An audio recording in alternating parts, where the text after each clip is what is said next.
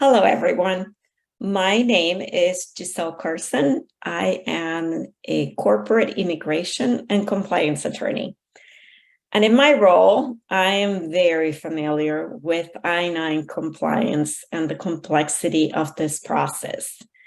So I am here to share with you some best practices in I-9 compliance to give you peace of mind so that you can protect your job, your employees, your employer as you apply these best practices. So let's start with the first one. And the first one is use the most recent version of the form I-9. LOAD is the least list of acceptable documents and also the latest instructions. So where do you go to find this? So typically it is posted on the USCIS website. You can find all three of them there. And you will know whether you're using the latest version of the form, because on the top right-hand corner, it's going to say the version of the form that you're using and whether it's current or expired. So that's the first one. Second one is do not tell your employee which documents to provide. So the process should be that you provide the employee with a copy of the list of acceptable documents, and they get to choose from looking at that list which documents they will provide you to show, establish their identity and work authorization. The next one is to comply with the timing requirements, the 1 and 3 day rule. And this is one that I often see violated when I am helping employers with audits and updating their processes. The way this should work is that the employee, after they have accepted the job offer, they can complete the section 1 of the Form I-9. Now, this can be done on the first day of work for pay or any time before they begin working, as long as they have accepted the offer. So some of our clients basically email or mail an onboarding package to the employee after they have accepted the offer. And as part of that onboarding process prior to the first day of work, they complete section 1 of the Form I-9, and they bring to work the documentations to support their identity and work authorization. And then the employer completes section 2. So section 2 needs to be completed by the 3rd day of work, or again, it could be done before. E-Verify employers must retain copies of certain documents. So more and more employers are enrolling in E-Verify for a variety of reasons.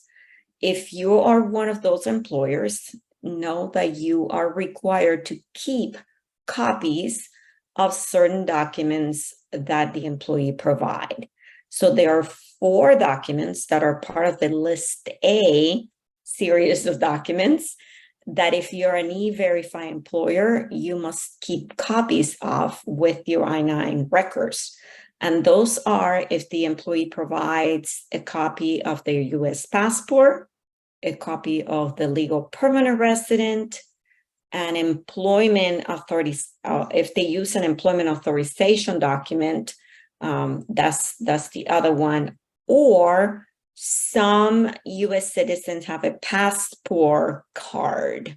So any one of those 4 documents, if they are provided as part of the verification process as a List A document and you are an E-Verify employer, you should keep, or you must keep, a copy of those records with your I-9.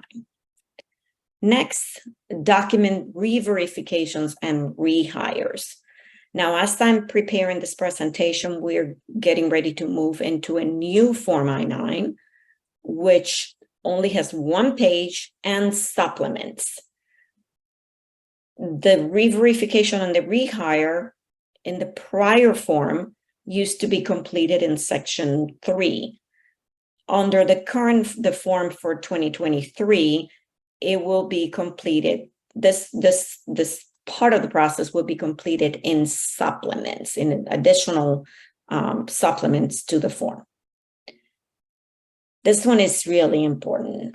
They are important, but this one in particularly, to have a Tickler system for purging your I-9s based on the retention rule.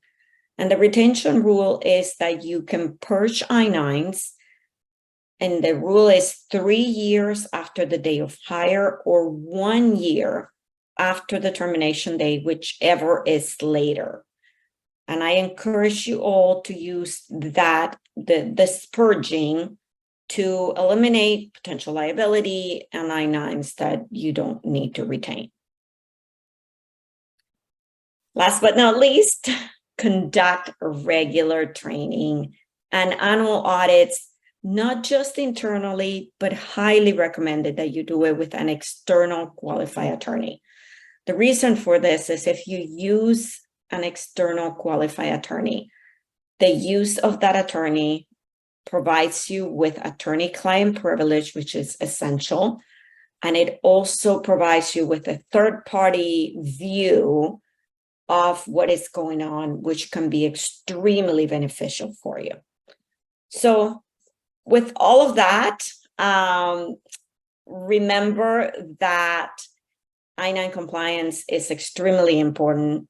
It is your duty to hire and verify that you're hiring documented workers. And using these practices will help you stay in compliance and have a much smoother workplace. Thank you for listening, and I look forward to facilitating your I-9 compliance. Take care.